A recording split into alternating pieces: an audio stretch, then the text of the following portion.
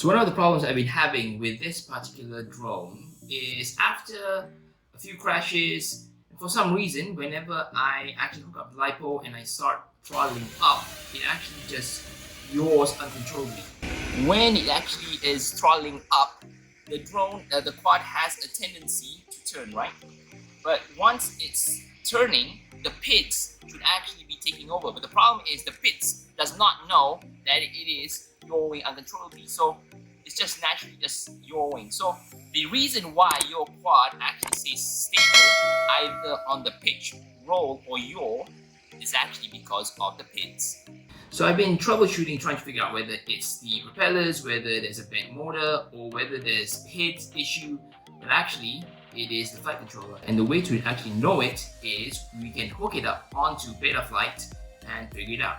So right now I have it hooked up to the PC, and what you can actually notice is even when I wiggle, okay, so basically going this way, you see the green bars going up and down. You just go on the roll, hit roll, you see the blue sensor. But when you're turning, yawing, right, you barely see any movement on the Z axis. So basically what that means is there's something wrong with the gyro in the yaw direction.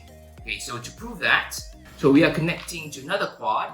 In this case, we'll see whether the gyro on this flight controller acts the same, or actually it proves that that has a faulty gyro. And now pay attention to, okay, so we're going for the pitch, right?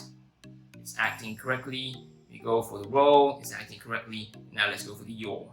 See that? See the reaction on the yaw direction? So this flight controller is A-okay. This flight controller is faulty, and that's why whenever I throttle up, it started doing its death spin, because really it doesn't know where it's going. So the PIDs ain't working on it because the gyro of the yaw is not working. So hopefully you learned something today. I did indeed. Bye-bye.